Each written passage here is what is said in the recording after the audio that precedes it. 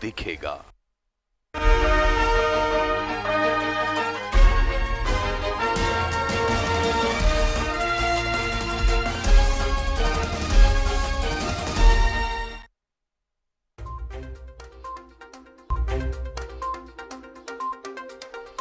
सादगी से मना बीसीसीएल का स्थापना दिवस। सीएम जी गोपाल सिंह ने शहीद श्रमिकों को दी श्रद्धांजलि।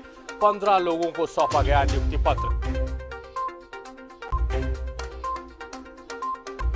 मरी से दबोचा गया धनबाद का मोस्ट वांटेड अपराधी विक्की डोम। केंदुआ पुटकी गोधर क्षेत्र में था आतंक। इकड़ा में गोली बम चलाने का था आरोपी।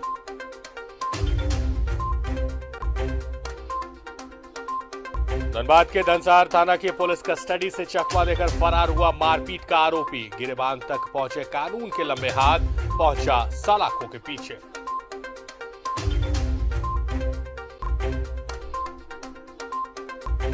एक नवंबर से 14 नवंबर तक नशे खिलाफ विशेष अभियान। धनबाद में विभिन्न दुकानों और ढाबा में छापेमारी। 3 लोग गिरफ्तार। बागमारा और निरसा में अवैध शराब भट्टी नष्ट।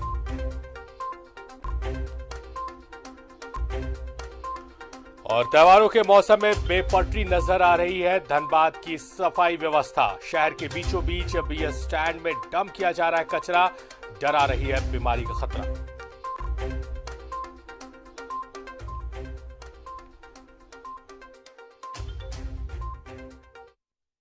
स्वागत है आपका न्यूज 11 भारत में। आपके साथ मैं हूं शारिफ इब्राहिम। आप देख रहे हैं अपना धनबाद।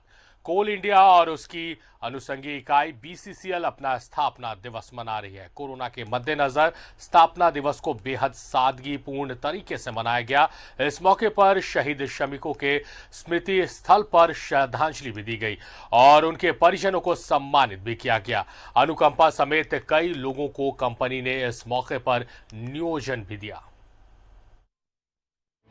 स्थापना दिवस समारोह के मंचे संबोधन के बाद मीडिया से बात करते हुए गोपाल सिंह ने कहा कि BCCL की परियोजना से प्रभावित लोगों की चिंता करना BCCL का दायित्व है। BCCL के अधिकारियों कर्मचारियों में पोटेंशियल की कमी नहीं है। हमारे कोयले की गुणवत्ता देश के अन्य खदानों से ज्यादा बेहतर है। 100 मिलियन टन उत्पादन का लक्ष्य को प्राप्त करना है। BCCL वृहद परिवार की परिकल्पना को लेकर आगे बढ़ना है। आज जो विजन लेकर चलेंगे उसका फायदा आने वाले वक्त में मिलेगा। इसलिए बेहतर विजन और ऊंचे लक्ष्य लेकर चलना है। साथ ही फाइल दबाने वाले अधिकारियों को चेतावनी देते हुए कहा कि हम सभी नौकर हैं आम जनता के और सरकार के, इसलिए खुद को लाट साहब समझने की भूल नहीं करनी चाहिए। 125 करोड़ जनता हमारी मालिक है। कार्यक्रम में डायरेक्टर पर्सनल PB राव और DT राकेश कुमार समेत तमाम अधिकारी मौजूद रहे।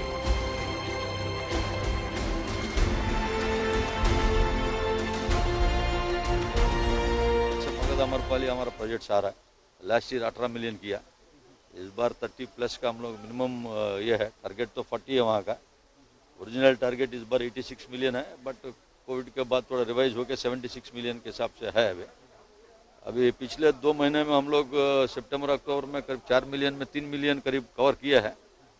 अभी भी 9 लाख टन हम लोग थोड़ा पीछे है। मैं उम्मीद करता हूँ नवंबर में कोयला उत्पादन में बराबर हो जाएंगे पिछले साल के बराबर। और BCCL के 46वें स्थापना दिवस के मौके पर CMD गोपाल सिंह ने BCCL के अधिकारियों और कर्मियों को 100 मिलियन टन उत्पादन का नया लक्ष्य दिया है। साथ ही यह कहा है कि हम लोग जितने भी कर्मचारी हैं चाहे अधिकारी हैं, सभी 125 करोड़ भारतीयों की कहीं न कहीं उनके नौकर हैं। हमें लाट साहब समझने की भूल नहीं करनी चाहिए। अब आने वाले वक्त में पता चलेगा कि BCCL के CMD के द्वारा दिए गए हिदायत का फायदा BCCL को मिल पाता है अथवा नहीं। कैमरा पर्सन निकुंज के साथ राजकुमार जायसवाल, न्यूज 11 भारत, धनबाद। अवैध शराब के खिलाफ अभियान चलाकर पुलिस ने भारी मात्रा में शराब जब्त करने के साथ ही भारी मात्रा में शराब बनाने से जुड़ी सामग्रियों को भी नष्ट किया है। यह अभियान कुमारदुबी, नरसा, चिरकुंडा जैसे क्षेत्रों में चलाया गया। इससे अवैध शराब का कारोबार करने वालों में हड़कंप मच गया है। आपको बता दें कि राजकीय पुलिस मुखिया DGP MB राव के निर्देश के हिसाब से 2 हफ्ते तक पूरे सूबे में नशे के खिलाफ विशेष अभियान चलाना है।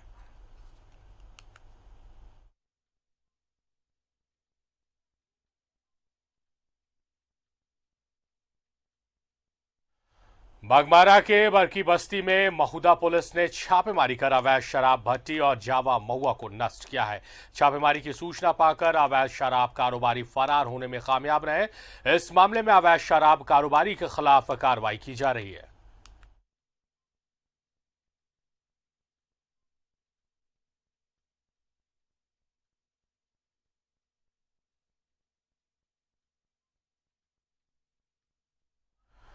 धनबाद का कुख्यात अपराधी विकी डोम को बरही पुलिस ने गिरफ्तार कर लिया है। अपराधी के पास से एक देसी पिस्टल, 4 कारतूस और मोबाइल बरामद किया गया है। विकी पर आर्म्स एक्ट के तहत मामला दर्ज किया गया है।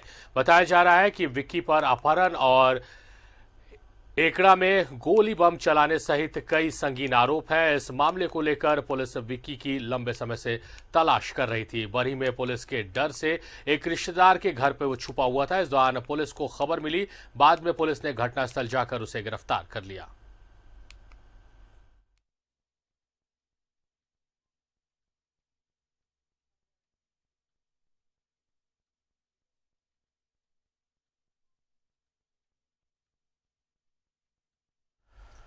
इधर धनबाद के धनसार थाने में पुलिस के जवानों को सावधानी से चकमा देकर पुलिस कस्टडी से फरार होने वाले आरोपी युवक को फिर से पकड़ लिया गया। ये घटना तब घटी जब मारपीट के एक आरोपी को मेडिकल जांच के बाद पुलिस उसे मजिस्ट्रेट के पास पेश करने जा रही थी। इसी दौरान युवक ने टॉयलेट जाने के नाम पर गाड़ी रुकवाई और पुलिस के जवान से रस्सी और हथकड़ी झटक कर भागने लगा, लेकिन पुलिस के जवानों ने उसे दौड़ाकर पकड़ लिया। आरोपी साइबर क्राइम के मामले में भी आरोपी रह चुका है।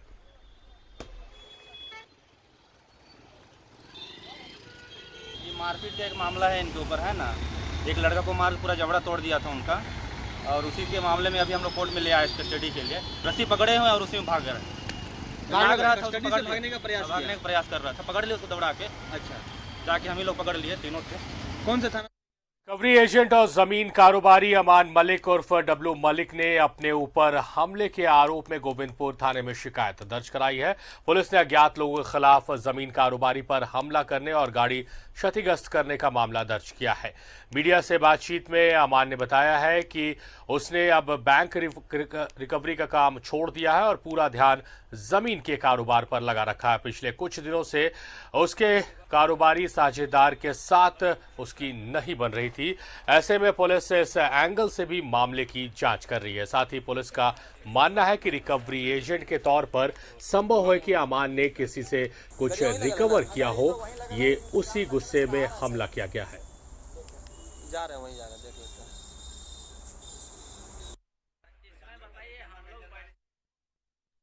धनबाद के आसनबानी में एक युवक का कुएं में शव मिलने से इलाके में सनसनी फैल गई है। मौके पर पहुंची पुलिस शव को बाहर निकालकर पोस्टमार्टम के लिए भेज दिया है। संभावना जताई जा रही है कि युवक की हत्या कर शव को कुएं में फेंक दिया गया है।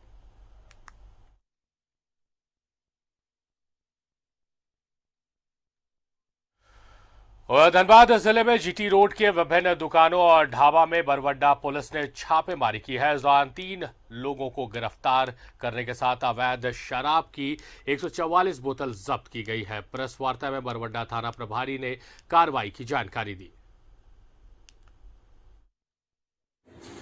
जीटी रोड के विभिन्न दुकानों एवं ढाबों में छापामारी की गई। इसमें 144 बोतल अवैध शराब जब्त किया गया।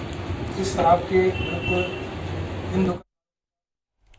अब इसे लोगों की लापरवाही कहे या नगर निगम का नकारापन, धनबाद शहर कचरे के ढेर में तब्दील होता जा रहा है। कचरे के निस्तारण की व्यवस्था निगम ने रिमकी कंपनी को दिया है, लेकिन ये कंपनी कूड़ा डंपिंग के लिए अभी तक कोई व्यवस्था नहीं कर पाई है।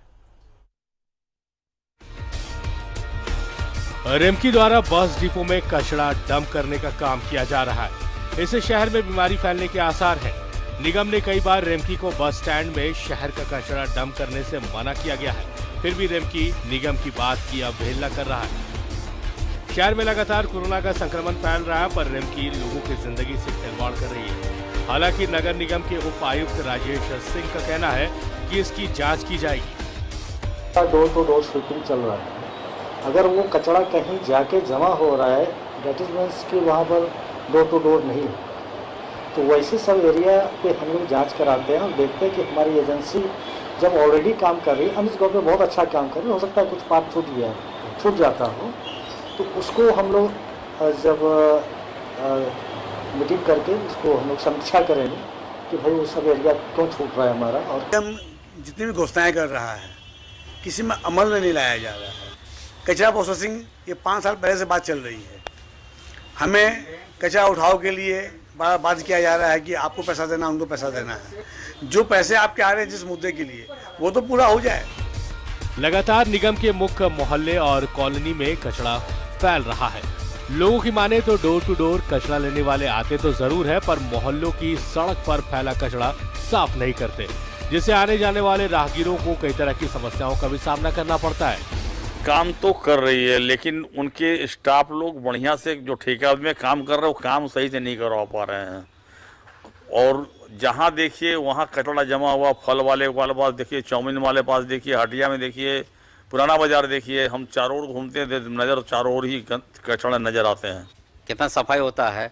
हम जिस रास्ते से आते भी हैं तो वहाँ रास्ते में इतना अपार्टमेंट वगैरह से कचरा गिरता है, लेकिन कोई उठता नहीं है उस इलाका में। और हटिया साहब चले जाइए, उधर भी पूरा वही कचरा रोड पर फैला रहता है, कोई देखने वाला नहीं है, ना कोई बोलने वाला है।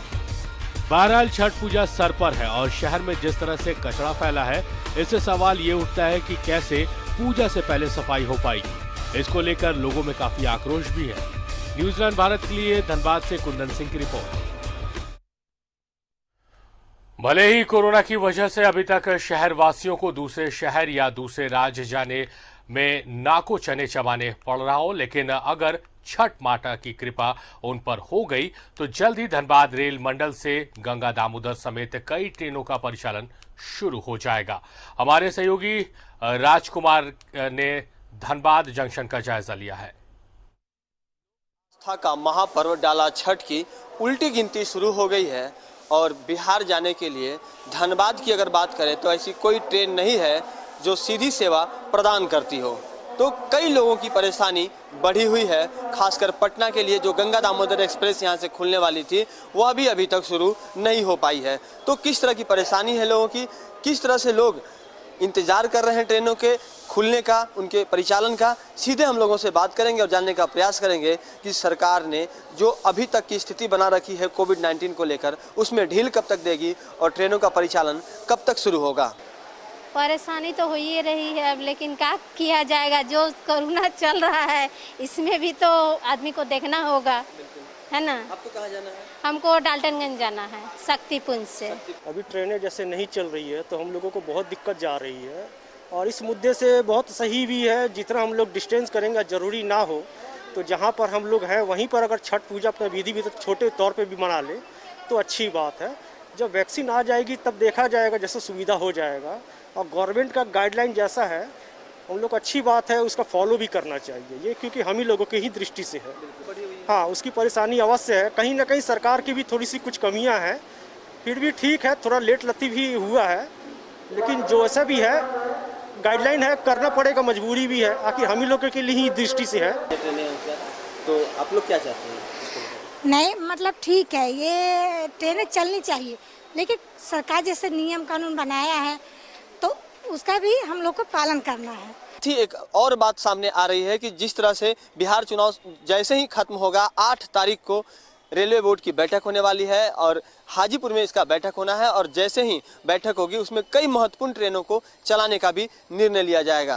बहरहाल इंतजार करना होगा कि ट्रेनों के परिचालन के संबंध में सरकार और रेलवे क्या कुछ निर्णय लेती है। कैमरा पर्सन निकुंज के साथ राजकुमार जायसवाल, न्यूज़ 11 भारत, धनबाद। लापरवाही से गाड़ी चलाने वाले अपनी जिंदगी के साथ साथ दूसरों की जिंदगी से भी खिलवाड़ करते हैं। धनबाद की सड़कों पर भी ऐसी ही तस्वीर देखने को मिल रही है। कैसे जान जोखिम में डालकर बिना हेलमेट और ट्रैफिक नियमों का उल्लंघन करते लोग दोपहिया वाहनों को सड़क पर दौड़ा रहे हैं। देखिए इस रिपोर्ट में। कोरोना संक्रमण काल में सड़कों पर भीड़ कम होने की बजाय बढ़ती जा रही है। बात धनबाद की सड़कों की करें तो यहाँ गाड़ियों की संख्या देखते ही बनती है। जिस तरह गाड़ियों की संख्या बढ़ रही है उसी तरह दुर्घटनाओं की संख्या में भी इजाफा हो रहा है। दोपहिया वाहन चालक बिना हेलमेट के सड़कों पर फर्राटे से गाड़ियां चलाते दिख जाएंगे। कहाँ से आ रहे हैं? बगल में। फिर भी हेलमेट लेके निकलना चाहिए ना, दुर्घटना वगैरह। क्या नाम है आपका? अपनी जिंदगी की परवाह किए बिना नियमों को ठेंगा दिखाते हुए ये दोपहिया वाहन चालक बिना हेलमेट के ही वाहन चलाते नजर आ जाते हैं। इसके अलावा शहर में दोपहिया वाहन में 3 सवारी चलना और तेज रफ्तार वाहन चलाना शान की बात ये समझने लगे हैं। इसमें नौजवानों के साथ साथ बुजुर्ग भी पीछे नहीं है। चाहिए हेलमेट लगाने से वो अपनी सुरक्षा है, नहीं कि हम दूसरे को सुरक्षा कर रहे हैं। प्रायः जो है कि देखा जा रहा है कि एक्सीडेंट हो जा रहा है, खासकर अब नौजवान क्या कुछ बुजुर्ग भी ऐसे हैं जो कि बिना हेलमेट के चल रहे हैं। बिना हेलमेट के गाड़ी चलाने से काफ़ी फर्क पड़ता है। फर्क ये पड़ता है कि जब एक्सीडेंट होता है, जब दुर्घटना होता है तो कभी कभी ऐसे होते हैं कि स्पॉट डेथ कर जाते हैं। कई एक आदमी कैसा हुआ कि 6 महीना हॉस्पिटल में एडमिट है। महसूस होता है, ऐसा लगता है कि लोग बेपरवाह होकर चल रहे हैं। दुर्घटना होगा तो देखा जाएगा, ऐसा नहीं होना चाहिए। ट्रैफिक नियमों का उल्लंघन करने वालों के खिलाफ धनबाद जिला प्रशासन द्वारा समय समय पर वाहन जांच अभियान चलाकर चालकों को हेलमेट पहनने को लेकर जागरूक किया जाता है। साथ ही जुर्माने भी किए जाते हैं। बावजूद इसके लोग लापरवाही बरतने से बाज नहीं आते हैं। कई मौके पर तो पुलिस के वरीय अधिकारी खुद ही सड़कों पर उतरकर लोगों को समझाते नजर आते हैं। मोटरसाइकिल चेकिंग है और उसके बाद मोटरसाइकिल का बिना helmet triple loading DG sir का स्पेशल आदेश आया है। जिंदगी को सुरक्षित रखने के लिए कानून की सख्ती के साथ साथ नियमों के प्रति वाहन चालकों को खुद भी सजग होना पड़ेगा, तभी दुर्घटनाओं पर लगाम लगाया जा सकता है। न्यूज़ 11 भारत के लिए धनबाद से दिलशाद खान की रिपोर्ट। बुलेटिन में खबरें भी और भी हैं, मगर रुक रहे एक छोटे से ब्रेक के लिए।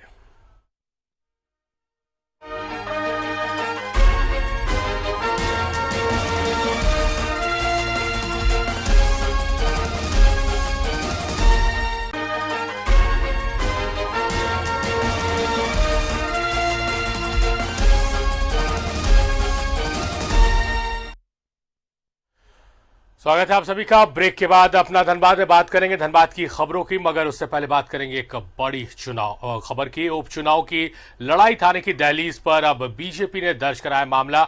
जेएमएम महासचिव सुप्रियो भट्टाचार्य, विनोद पांडे, कांग्रेस नेता फुरकान अंसारी और श्याम किशोर सिंह के खिलाफ मामला दर्ज कराया गया है। दुमका बीजेपी ने हिंसा भड़काने का आरोप लगाया है।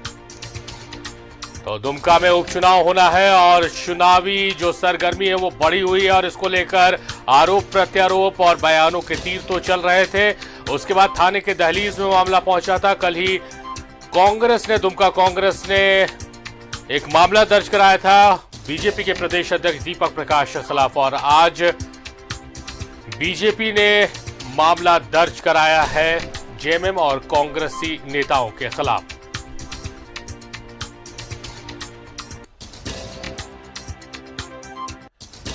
हमारे साथ इस मसले पर बातचीत करने के लिए जेएमएम के केंद्रीय महासचिव सुप्रियो भट्टाचार्य फोन लाइन पर मौजूद है।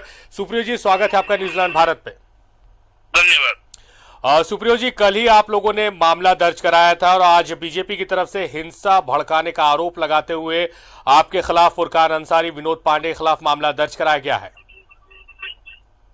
स्वागत है मामले का। मतलब वो लोग जो भी कहे वो अभिव्यक्ति है, अभिव्यक्ति की स्वतंत्रता है और उनके खिलाफ कोई आदमी बोले तो वो राजद्रोह हो जाता है, वो हिंसा फैलाने वाला हो जाता है। ये तो अजीब मानक है ना। तो ये मानक उनको मुबारक हो। हम लोग लोकतंत्र में विश्वास रखते हैं, लोकतंत्र में परतो दुमका की महान जनता उसका जवाब देगी।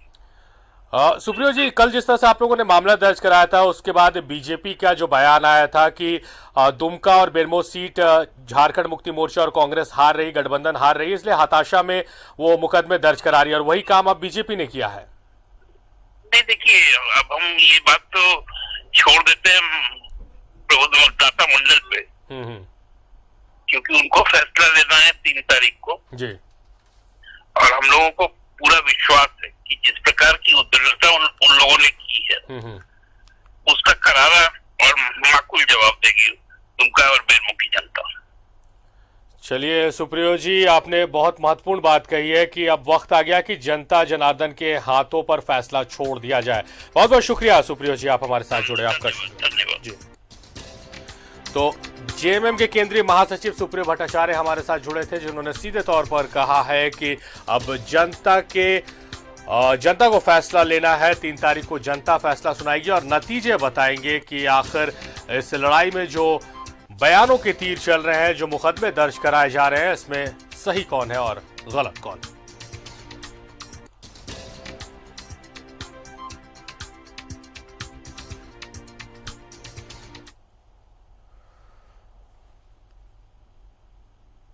तो दुमका की खबर से आपको रूबरू करा रहे थे। वापस लौटेंगे धनबाद की खबरों की ओर। लॉकडाउन के शुरुआती दिनों में कतरास के सब्जी बाजार को रेलवे मैदान में ट्रांसफर कर लोगों को सुविधा देने की व्यवस्था की गई थी, लेकिन अनलॉक के बाद सब्जी विक्रेता पहले की तरह सड़क किनारे बाजार लगाने लगे थे।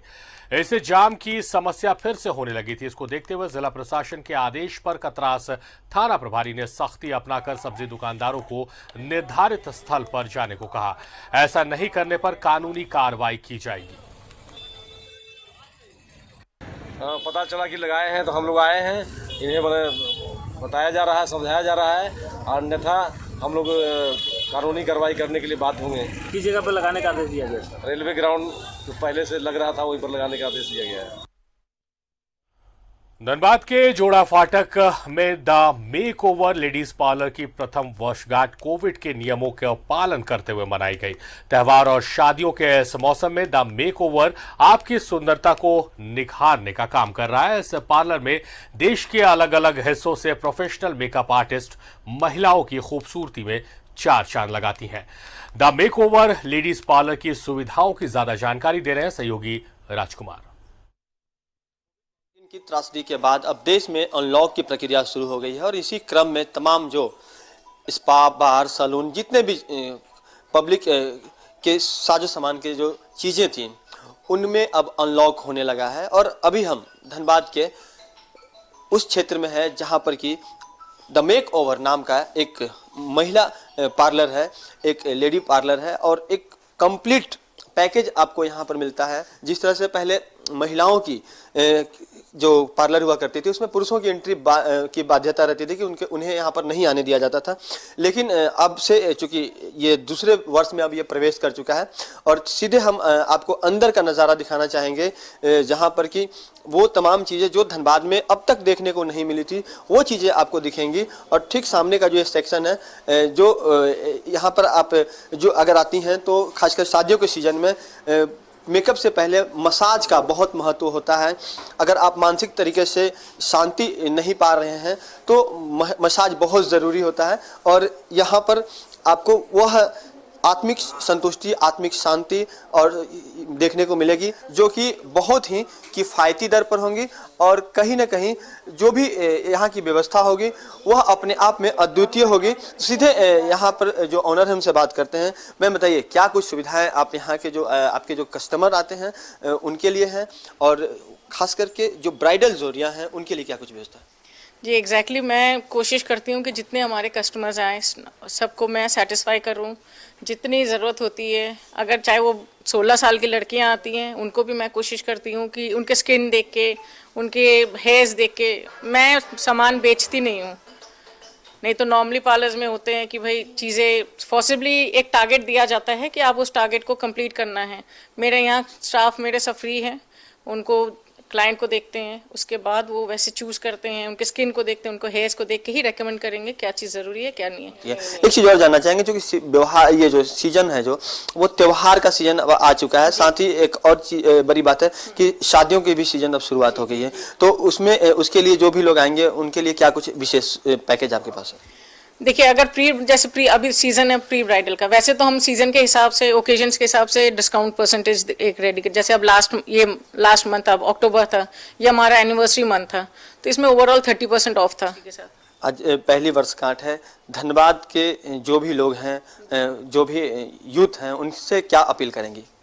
मैं तो सिंपली बोलूँगी एक बार मेकओवर में आओ, अपना मेकओवर करके जाओ। बिल्कुल। तो पहले वर्षगांठ के अवसर पर एक ही बात है कि आप मेकओवर में आइए और अपने आप को बिल्कुल तरोताजा महसूस कराते हुए यहाँ से वापस जाइए। कैमरा पर्सन निकुंज के साथ राजकुमार जायसवाल, न्यूज़ 11 भारत, धनबाद। अपना धनबाद में फिलहाल मेरे साथ इतना ही। देखते रहिए न्यूज़ 11 भारत।